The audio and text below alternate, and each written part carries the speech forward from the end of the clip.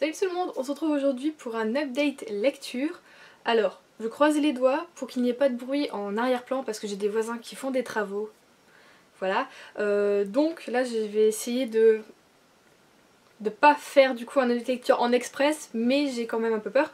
Donc, c'est pas grave. Allons-y.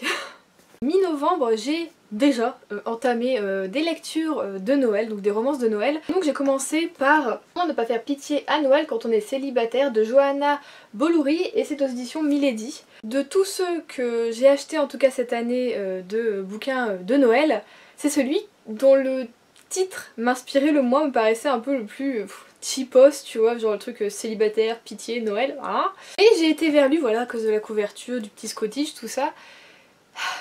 J'ai tellement bien fait. Sans déconner, j'ai rarement, vous savez, des coups de cœur sur des romances, encore moins en fait de Noël. C'est vraiment, la romance de Noël, moi c'est vraiment le truc que je lis pour juste décompresser et puis voilà, se vider la tête. Et il y a des trucs, tu le sais que c'est genre impossible, c'est improbable au niveau du timing, au niveau de plein de trucs. Mais c'est pas grave, t'es content et t'y vas et voilà, ça fait du bien. C'est totalement ça, ça m'a fait un bien fou au moment où je l'ai lu. Je n'ai pas arrêté de rire, mais alors un truc de malade, mais du début à la fin j'ai rigolé, ce qui est rarement le cas. Souvent allez, je rigole au début puis après au bout d'un moment l'humour il me saoule un peu, hein, voilà, c'est souvent trop surfait, surjoué ou quoi que ce soit. Là, pas du tout, c'est un plaisir du début à la fin, vraiment. Nous sommes avec Émilie qui a 38 ans, qui vit à Londres et qui est enseignante, mais elle vit en colocation. On sait tous que voilà, Londres c'est hyper cher, donc elle vit en colocation avec une autre enseignante qui est aussi dans son lycée, qui est plus jeune qu'elle, et un autre gars qui est également plus jeune qu'elle, donc tous les deux ils ont la vingtaine, ils approchent de la trentaine. Donc voilà, elle vit avec ces deux amis, entre guillemets, hein, finalement ils sont devenus des amis. Et elle a une relation depuis quelque temps avec un homme qui, bon pour elle voilà quoi, tout va bien, mais bon elle voudrait quand même toujours un peu plus, tout ça, ça fait maintenant je crois plus de 6 mois qu'ils sont ensemble, tout ça, et tout va commencer à dégringoler au moment où elle va lui demander tout simplement de l'accompagner chez sa famille en Écosse pour Noël, où monsieur va un peu se débiner, elle va commencer à se poser des questions et puis quelque chose va arriver et faire qu'elle va se retrouver toute seule encore une fois à Noël chez sa famille, sachant que sa mère l'appelle toutes les semaines pour lui demander alors t'as quelqu'un ou pas. Et pour une fois, voilà, au bout d'un moment, elle lui a quand même dit que oui j'avais quelqu'un, voilà. Sauf que elle se retrouve, vous avez bien compris dans le titre, célibataire finalement pour Noël, et système D, et bien son voisin qu'elle déteste par-dessus tout car il est hyper bruyant et qu'il a une activité sexuelle très active. Une activité très active. Voilà quoi. Du coup bon elle l'aime pas trop, mais finalement par un concours de circonstances, et ben ce sera lui qu'elle va choisir pour l'accompagner en Écosse, voir sa famille. Et alors la famille, mais déjantée, un truc de malade. C'est la famille que, oui, je pense que dans le livre, tu vois, t'es en mode, oh putain, je kifferais avoir une famille comme ça, où tu sais, ils mâchent pas leurs mots, c'est drôle, où les parents, ils sont totalement, ils se lâchent, tout ça, c'est un truc de malade. Mais tu te dis, ouais, quand même, au quotidien, ou au moins 1 à 2 fois par mois, ça doit être chaud quand même de grandir avec une famille comme ça. Mais dans le livre, c'est tellement drôle, t'as envie d'être avec eux, de danser avec eux, de faire leurs jeux, de... Enfin, franchement, je me suis éclatée à le lire, c'est ça, c'était l'éclate, et je suis sortie de là mais j'en voulais plus. J'étais contente de comment ça s'est fini. Je trouvais la fin bien, franchement. J'ai tendance, même dans les romances assez classiques, hein, j'ai tendance à, une fois que nos personnages voilà, sont ensemble ou quoi, à zapper un peu voilà, le reste, ça me saoule souvent. Je l'ai encore fait dans une lecture dont je vais vous parler, une autre lecture de Noël d'ailleurs que je vais vous parler ensuite. Mais là non, vraiment jusqu'à la fin, et je me suis dit, s'il y avait un tome 2, franchement je kifferais trop. Donc voilà. Donc Johanna Bolouri pour moi est ma nouvelle autrice fétiche de romances de Noël. Donc je sais qu'elle a fait cette année Actually. Non, Noël Actually c'est la team rom-com, donc là c'est vraiment Love Actually, oh, je ne sais plus, qui est sorti cette année. Donc ben, pour le moment j'ai fini moi, je ne fais plus d'achat de romances de Noël, normalement. Donc je vais essayer de me procurer ces romances de Noël, voilà, parce que j'aime beaucoup, beaucoup, beaucoup. Donc si vous ne savez pas quoi lire à Noël, vous voulez vous marrer, et que vous voulez avoir le froid de l'Écosse, mais en même temps la chaleur humaine du pays, avec ses plats nationaux, allez-y, foncez, c'est celui-là qu'il vous faut si vous l'avez pas encore lu. Donc après ça, je voulais lire quelque chose d'un peu plus... On va redescendre Juliette, on ne va pas que partir dans la joie, la bonne humeur, et la romance, ni le Noël, même si j'ai failli enchaîner, voilà. Du coup j'ai lu The Truth de Savannah Brown et c'est chez les éditions Ozu. Donc celui-ci je l'avais demandé en service presse, donc on me l'a gentiment envoyé, c'est super sympa. Et j'ai eu un peu de mal au début à rentrer dedans. En fait on va être avec Sydney qui vient de perdre son père, il est décédé d'un accident de voiture. Et en fait Sydney, pour elle, il a pas l'impression que c'est vraiment un accident puisque son père était le seul psychologue de la ville et elle se dit ouais il connaissait plein de secrets et trucs comme ça. Enfin on voyait que voilà elle voulait pas avouer que voilà que c'était un cours de circonstances et que son père était mort d'un accident. Donc pour elle, parce qu'il était psy, il connaissait le secret de beaucoup de monde, quelqu'un lui en voulait et aurait trafiqué du coup sa voiture. Je pensais que ça allait partir sur l'enquête de Sydney du est-ce que vraiment mon père a été assassiné ou est-ce vraiment un accident. Pas vraiment, en fait ce qu'on va suivre c'est tout simplement la vie de Sydney, peut-être pas au jour le jour mais voilà tout au long de son deuil en fait finalement. Du deuil de son père et de la perte voilà, de cet être qui comptait énormément pour elle puisqu'elle n'était pas non plus très proche de sa mère, donc voilà c'était son père, c'était son monde, son soleil, c'était voilà quoi, c'était tout pour elle et elle a énormément de souvenirs avec lui et donc voilà on va suivre justement son deuil et on va voir que elle passe effectivement par toutes les phases du deuil. Donc c'est un livre d'amitié, de comment grandir finalement précocement à cause de certaines épreuves. Un livre aussi sur l'adolescence, donc sur l'amour, sur l'amitié comme je disais, sur malheureusement aussi le harcèlement scolaire, voilà, parce que Sydney est harcelée. Elle était déjà un peu harcelée avant dans son lycée, mais depuis le temps elle reçoit également des SMS justement sur la mort de son père, donc ce qui l'a fait encore plus soupçonner que il y a un truc qui va pas. Au début, à un moment j'ai un peu freiné ma lecture. Et au bout de je sais plus combien de pages, un petit peu moins d'une centaine de pages quand même, je suis repartie et j'arrivais plus à m'arrêter en fait parce que on était vraiment parti dans le truc, tu sentais que t'avais mis le doigt quand même dans l'engrenage, même si Sydney finalement va pas concrètement faire d'enquête, c'est quelque chose qui se passe et que tu te dis c'est quand même bizarre et t'as envie de savoir et la fin est pas du tout ce à quoi je m'attendais du tout. Mais même si voilà il y a des éléments où je me disais oui bon ça il est chelou, il y a des trucs comme ça devrait pas, enfin voilà. J'aurais voulu que ça explose un peu plus quand même, mais ça reste de la jeunesse, voilà. Et je l'ai trouvé très beau, très touchant et très vrai finalement. On part pas dans tous les sens, on part pas non plus dans des trucs rocambolesques, donc c'est un roman sur le deuil adolescent et la perte d'un être cher et comment le surmonter. Et le mieux en fait dans ce qu'on voit c'est d'être vraiment bien entouré, c'est vraiment ce qui compte, d'être là pour la personne qui a perdu voilà, quelqu'un et qui est en deuil, qui est en dépression également. Donc voilà, moi je pourrais vous le recommander si vous aimez les romans jeunesse où on sent qu'une épreuve est arrivée à notre adolescent qui va le faire passer un peu plus on va dire à l'âge adulte dans parce qu'il n'a pas le choix, voilà. Donc voilà, j'ai beaucoup aimé. C'était une surprise finalement. Après ça je suis partie dans une romance et donc ce fut mon tout premier Kristen Higgins avec L'homme idéal, ou presque. Là c'est aux éditions du coup HarperCollins Poche. Alors, la couverture fait très été, mais je me suis dit bon c'est pas parce qu'on est en automne et un peu aussi en hiver qui approche que oh je vais pas lire un bouquin sur l'été. Et finalement comme on est dans le Maine, il pleut quand même pas mal. Donc bon ça allait, c'était avec la météo ça allait avec. Puis j'ai décidé aussi de le sortir de ma palle puisque ça fait plus de 4 ans je crois, je me souviens, je crois qu'il a déménagé avec moi. Donc oui, ça va faire 4 ans dans une semaine que je vis ici. Est-ce que je vis? Donc je survis ici dans cet immeuble pourrave. voilà, avec des super voisins. Du coup voilà, il m'avait accompagné dans le déménagement et j'osais pas le lire parce qu'il fait, je le trouvais un peu gros, donc lui il fait plus de 400 pages, je me dis ouais quand même pour une romance c'est énorme mais tu l'as acheté, il faudra bien le lire un jour. J'ai sauté le pas. Donc ici nous sommes avec Maggie qui a 28 ans je crois, qui approche gentiment de la trentaine. Et elle est malheureusement comme Émilie de mon histoire de Noël, sa maman insiste énormément pour qu'elle se trouve quelqu'un.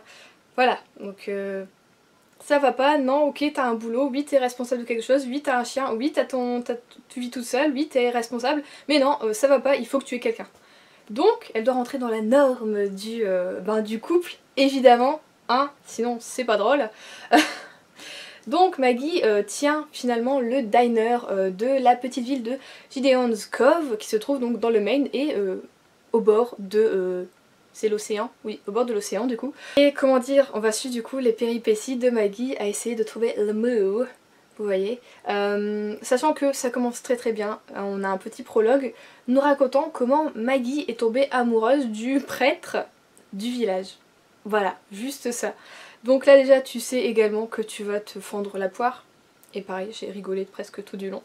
Alors faut savoir que j'ai ri, j'ai pleuré énormément et j'ai eu beaucoup d'espoir aussi pour notre Maggie.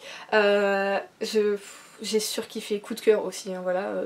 Deux coups de cœur pour des romans que normalement je lis juste comme ça vraiment. Là ça m'a touchée mais à un point parce qu'elle perd un être cher dedans. Donc voilà, je vais pleurer. Si vous l'avez lu, vous dites ah bon pour ça, mais moi ça me fait pleurer, voilà. Donc Maggie est joyeuse, elle sait tout faire, elle est bonne âme, c'est-à-dire qu'elle elle est bon bah un peu du coup dans les associations de la paroisse pour se faire un peu on va dire pardonner d'être amoureuse, parce qu'elle a toujours le béguin hein, pour le père Tim, si je ne me trompe pas, si c'est bien ça, voilà. Toujours le béguin pour le père Tim, donc bon, juste pour quand même un peu le voir hein, et assouvir son désir de fantasme, elle fait des petites activités voilà avec la paroisse.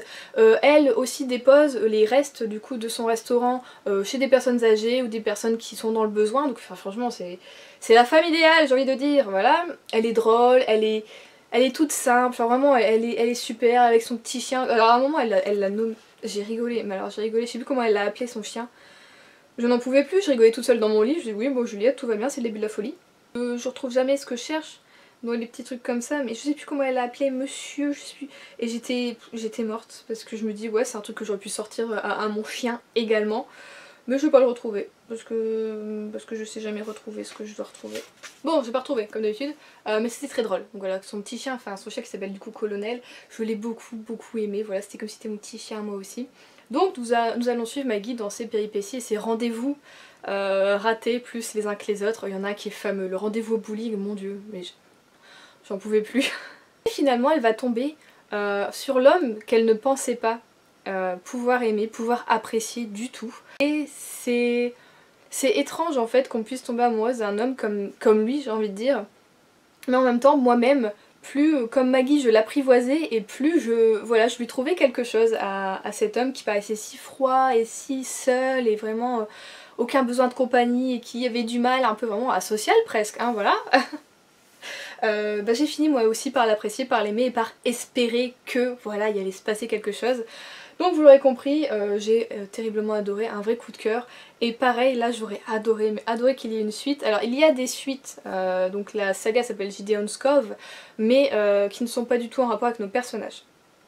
C'est dommage. Je sais pas si quand même on finit par les croiser, c'est possible je pense, hein, par le biais des autres tomes, mais j'aurais aimé une suite vous voyez avec Maggie en personnage principal parce que je l'ai trop aimé voilà, et je suis sortie de là franchement j'étais chamboulée parce que je savais pas quoi lire en fait après tellement voilà c'était trop bien et j'avais peur de lire autre chose et que du coup ça retombe comme un soufflé.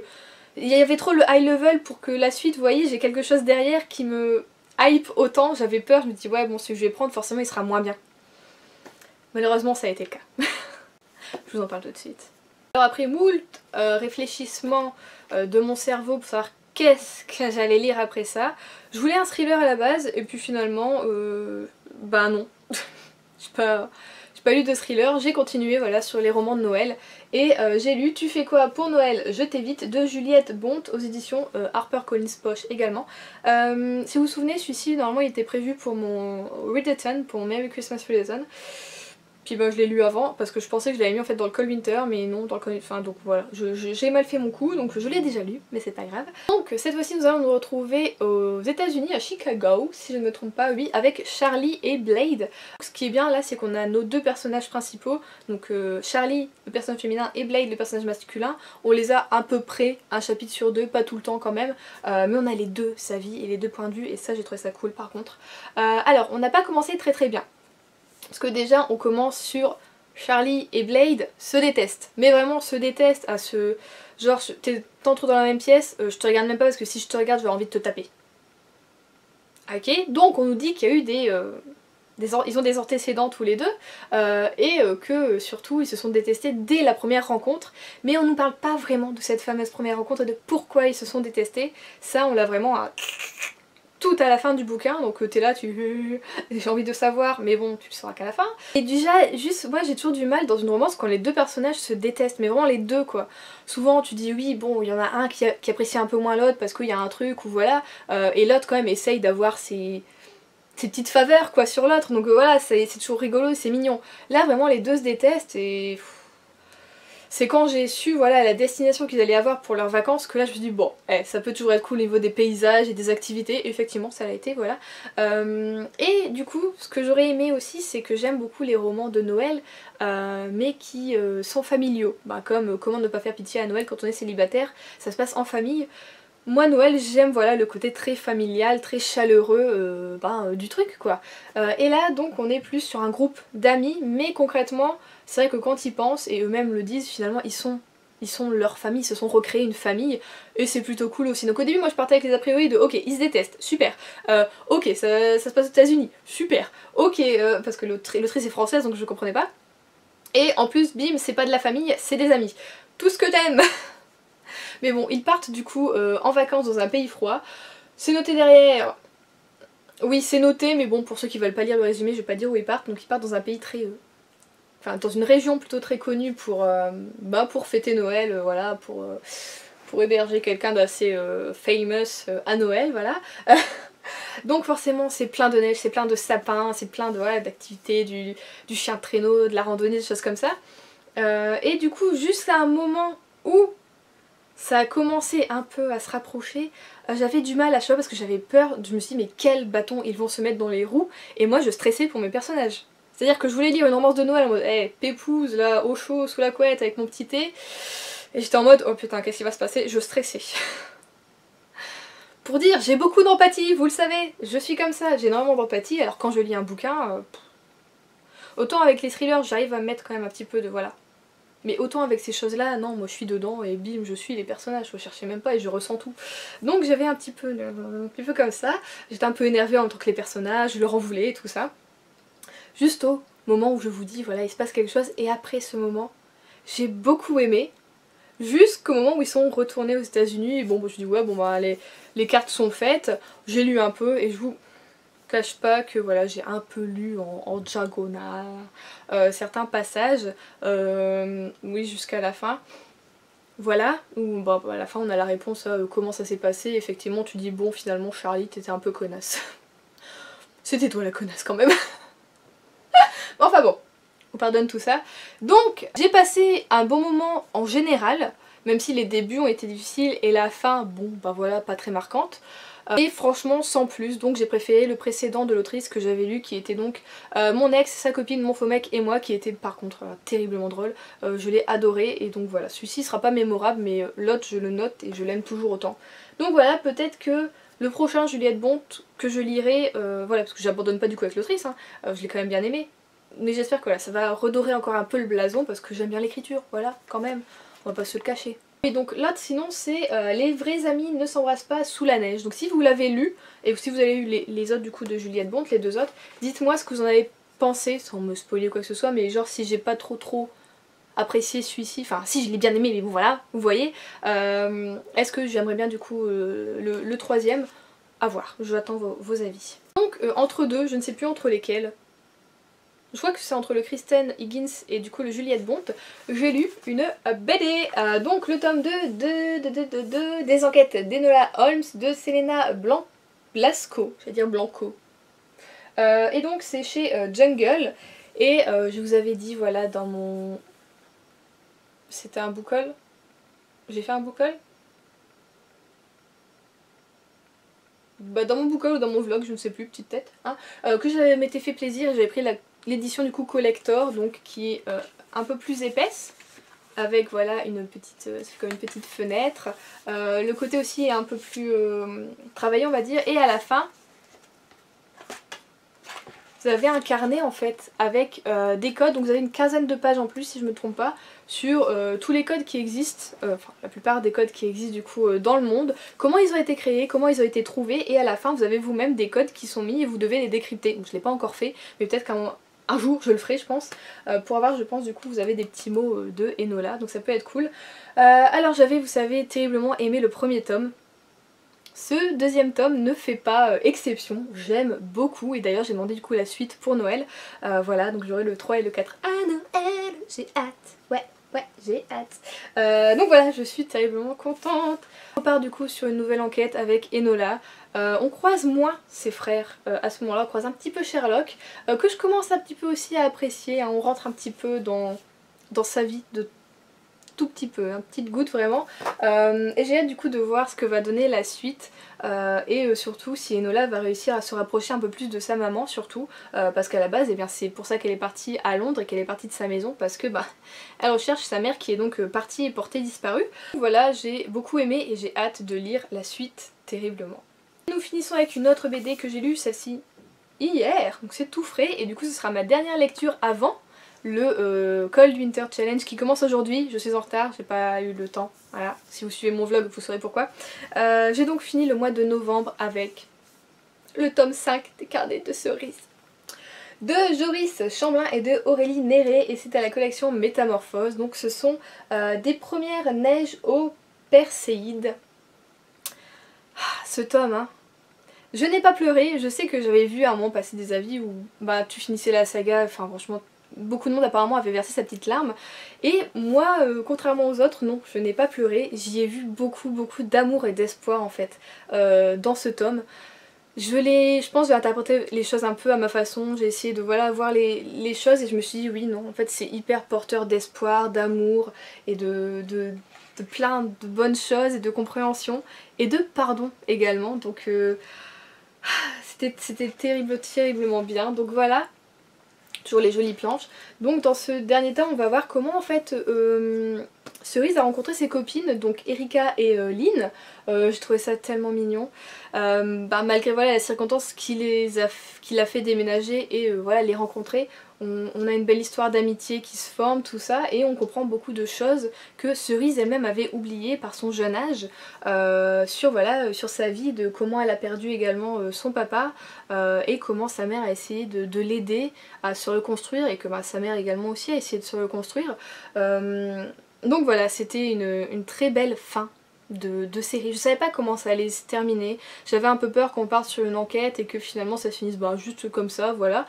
Pas du tout, c'est une vraie fin et cette fois-ci, comme elle le dit au début, notre sujet c'est Cerise et voilà, c'était trop bien, franchement, on pouvait pas finir mieux cette BD,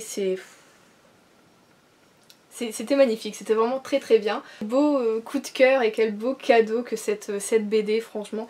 J'aurais mis plus d'un an et demi je crois du coup à la lire, j'ai dispatché les tomes et j'en suis très contente parce que j'aime prendre mon temps pour des séries comme ça. Vraiment j'aime pas tout enchaîner et voilà au bout d'un moment c'est un peu brouillon ou quoi. Non vraiment j'ai aimé prendre mon temps et être là avec Cerise à faire ses enquêtes, à essayer de finalement d'aider les gens tout ça autour d'elle. Et cette fois-ci c'est elle qu'on a aidé et c'était très beau, voilà. Donc après ça il y a un tome, je sais pas si c'est un tome ou une série, je crois que c'est qu'un tome, où voilà à chaque fois je voyais Cerise accompagnée d'un petit garçon et donc maintenant que je sais qui est ce petit garçon, j'ai envie de lire cette BD qu'avant je n'avais pas tellement envie de lire. Voilà, j'ai envie d'y aller, je ne sais pas quand, hein, puisque j'ai pris mon temps pour lire voilà les précédents tomes et cette série, j'ai pas non plus envie de me jeter non plus sur ce tome là, donc je pense que ça attendra vraiment peut-être mars-avril 2021, mais voilà c'est sûr j'y viendrai en 21 c'est sûr, donc voilà. Le mois de novembre, comment vous dire, c'est fini en apothéose pour moi et c'est terriblement bien. Donc voilà cette date lecture pour mes lectures de novembre et donc mes dernières lectures avant le Cold Winter Challenge. Je vais essayer quand même de commencer une lecture ce soir, je ne sais pas encore quoi. Donc voilà, n'hésitez pas à m'aider du coup pour par exemple les Juliette Bonte ou d'autres trucs comme ça. Je sais qu'on m'avait dit pour les Kristen Higgins, on m'avait conseillé un tome, je l'ai noté mais là je l'ai plus trop en mémoire parce que j'aime beaucoup du coup cette autrice et que je voudrais du coup redécouvrir, enfin découvrir d'autres œuvres de sa part, des choses quand même aussi encore un peu drôles, un peu légères et cool quoi, autant que celui-ci que j'ai tellement adoré. Donc vous l'aurez compris, c'était plein de coups de cœur, bon quelques lectures un peu en deçà mais c'est pas très grave, voilà je les ai quand même appréciées. Donc on se retrouve samedi pour un vlog, en attendant je vous souhaite de bonnes lectures et je vous fais de gros bisous et je vous dis à la prochaine.